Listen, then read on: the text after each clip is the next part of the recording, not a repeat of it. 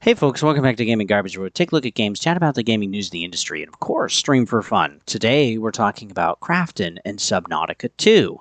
So we've had some interesting news over the last few days, and it's finally all kind of culminated for the most part, so I'm going to go over all of it. Plus go over some past projects, and why I think Krafton is kind of being a little nefarious here with what they're doing, and honestly, they're completely, in my opinion, they're completely focused on themselves, and they just want to get more money through the door. But I want to start with this. The Subnautica developers, right? Subnautica was a wonderful game. A lot of people enjoyed it. Below Zero didn't enjoy too much, but it still did sell some. And then we have Subnautica 2, again, which is even going to be like a four-player co-op game, which is kind of insane. Having some actual co-op in there would be pretty sweet.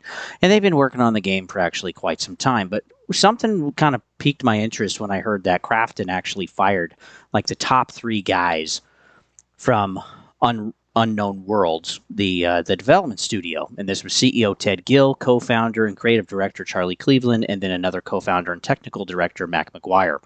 All of them got fired at the same time, pretty much, and all said that they were leaving Krafton, but we found out that they actually got kicked out by Krafton and were fired. So this was kind of weird. They were actually pretty shocked by this. And then we found out, too, this was literally like a few days later. Let's see. This would have been reported on this July 2nd by Shack News, and then this was July 10th. We're finding out that now the game is actually delayed until 2026. So there was some kind of rumors that there would be early access in 24. And then we even got something from Xbox Showcase showing like April or like spring, summertime of 2025. Well, that doesn't look like that's happening now. And now they're delaying until 26. And one thing that showed up was that there was actually a payout of $225 million if the game could actually launch in the year 2025. So for it now to be delayed until 2026, and this was going to be Krafton paying $225 million to the studio. Now, how the breakdown was going to work is that we were looking at 200 or 250 million, excuse me. How the breakdown was going to work was we were going to look at 225 million for the three that actually got fired. The other 25 million was going to be split among some more of the studio staff, but not all of them.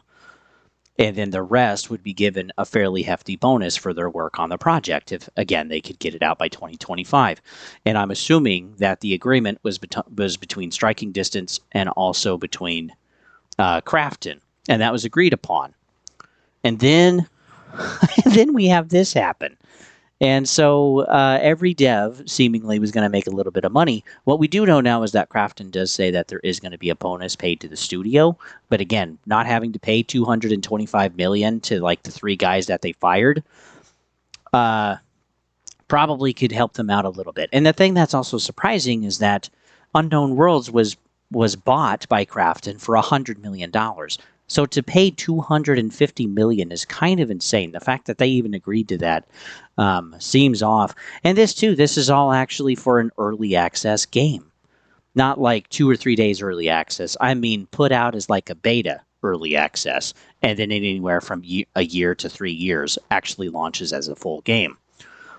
And the studio is saying that they're actually, that it's ready. They could actually release this now. And Krafton is saying with some playtests, no, some of the feedback is that there needs to be actually more here for an early access release.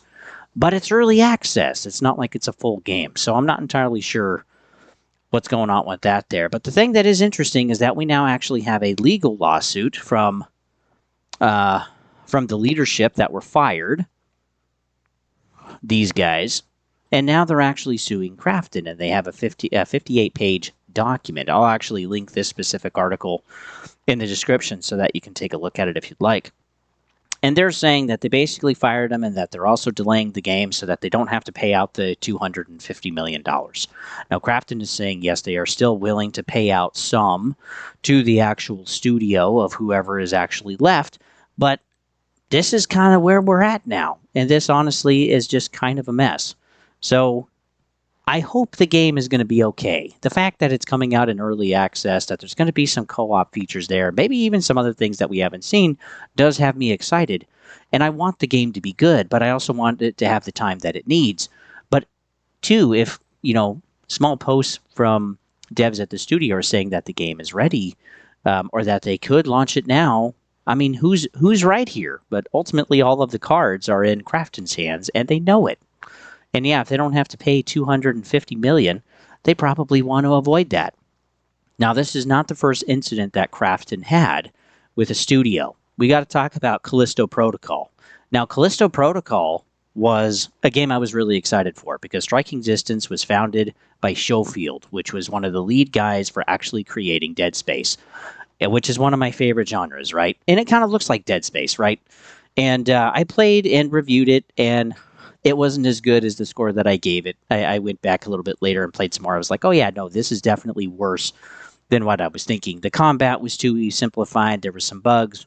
And we got to find out that after Schofield quit, he actually took time to leave the studio and hand it over to someone else because the experience was so bad for him.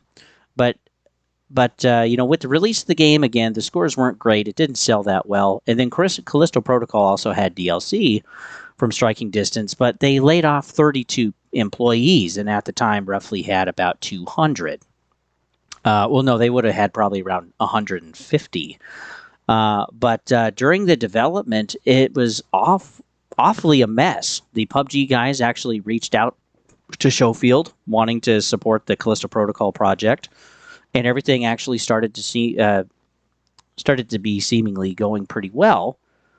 And the idea was that Krafton later insisted, unfortunately though, that the game had to ship in December of 2022. And Schofield's like, it's not ready. Like, the game is not actually ready to ship. We need a little bit more time. And he says that he wanted about, 3.5 more months. He was led to believe that he was going to have the time, and this was October, September of 21, and he was told, that you're basically going to get the time, put up whatever you want in the game. So he was excited about that. So he spent Christmas holiday just, designing and coming up with ideas for the game, and then January 2022 comes around, and Krafton says, no, it's December of 2022. So again, here's another instance where they seemingly go back on their word with what they're saying, and now it's crunch time for the studio. And he's like, Schofield expressed that in order to get it done, he had to get more people in. He said he had to accelerate everything by 3.5 months. Because again, you're basically going to have 12 months to get this done, and now you have 8 or 8.5 when it's crunch time.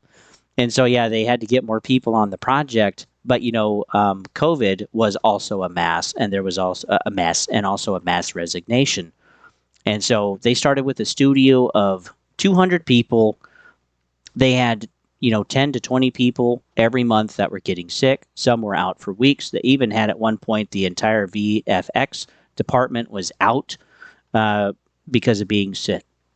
And then they also had the Great Resignation in 21, where 49 people quit of a studio of 200 simply because they were offering more. And he said it was the worst development of his life. And one thing that he is really frustrated with is that he wishes that he would have put his foot down and said, no, if you're going to release this game, you basically need to, take over the studio. And, but yeah, he didn't do that. And after this, yeah, he actually left pretty early, which honestly didn't bode well for the game. And yeah, it turns out that was absolutely correct. But yeah, this was a total complete mess. And what are they doing now? Well, Striking Distance still exists. Okay, they're still owned by Krafton. And but they don't have any job openings, and I don't know. They seem to be honestly doing okay, but as you can tell, there's not really too much here. So this is kind of all they have. So it's not much.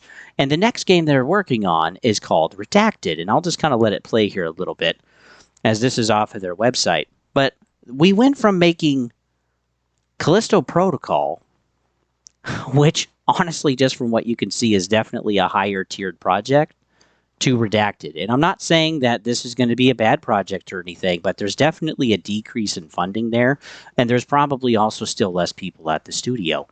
So with what happened with Callisto Protocol has definitely damaged what the studio is capable with, or what Krafton is willing to sign off with. And I would say it hasn't been necessarily for the better. And now we have Subnautica 2. And I'm just kind of worried about the game a little bit because, again, it's supposed to come out in 2026, which is more time, but that hasn't always equated to actually a better game. So I don't know. We're going to see what happens. We also know that Krafton actually bought the Hi-Fi Rush IP and also Tango Gameworks. So we thought that they were going to be closed down by Xbox. That was probably actually the plan. But luckily, hopefully, Tango Gameworks was be able to be saved. As far as we know, no one was actually laid off. But now they're owned by Krafton. And Krafton hasn't had a good track record so far with Callisto Protocol and now with Subnautica 2. So yeah, what's going to happen? What's going to happen with the lawsuit? My assumption is that Krafton and the three dudes are basically going to come to a settlement, an agreement of somewhere in the middle, right? Krafton wants to pay zero, and they want 250 million or 225 million. And Krafton again has said, yes, we are going to continue to have bonuses for the employees with the devs if they can push this out. But again, this is all for an early access game. Like, this is going to be a work in development. And Krafton promising 250 million sounds insane to me for an early access game. And then also the studio is saying, yeah, basically it's ready. But Krafton is saying with some playtests, no, it's not ready. But, that doesn't also correlate with a Bloomberg report saying that people were kind of enjoying the game and things were looking good. So, yeah, how is this all going to work out? Like, is Subnautica 2 going to survive this? There's going to be some other issues with the studio. Honestly, I don't know. And what's going to happen with the lawsuit. But everything, to me personally, keeps pointing at Krafton. And they're kind of getting on my list a little bit. Because I want these games to be good, of course. Okay, I want whatever companies have agreed to stick with it. And I want the devs to be, of course, be treated right at a studio. I want everybody to win, right? But ever since Krafton has gone public, just before the release of Callisto Protocol, they have constantly been focused on the dollar signs, on money. And the whole reason, I got to point this out too, the whole reason they actually wanted to push and not give them an extra, 3.5 months is because Krafton was going to go public. And with going public, okay, they wanted to show some numbers, they wanted to show some revenue so that they could look better and actually get some more money coming in for their initial buy-in for their stock or whatever, just before going public. So that's why Callisto Protocol, unfortunately, got screwed over. And Schofield and the rest of the devs, too, at the studio. And yeah, now we got the Subnautica issue. So, and then, too, what's going to happen with Hi-Fi Rush and Tango Gameworks? We haven't heard a word. And it's been almost a year. So with that, folks, thanks for tuning in. You can always follow me at Gaming Garbage 22. We have playlists there. There's a bunch of stuff there, including playthroughs and gaming news and deep dives and initial looks and reviews when I can get to them. And then also you can find me at Twitch at Don't Turn on the if you'd like. And whenever I'm playing video games, you can just chat with me in there. And yeah, of course, I'll chat back. So yeah, it's kind of a mess. I'm going to keep my my ear to the grindstone and see what I can find out throughout this year. But hopefully Subnautica 2 is going to be okay. Because I really enjoyed the first one. It was an absolute blast. And yeah, we'll see what happens. So with that, folks, we'll see you guys on the next one.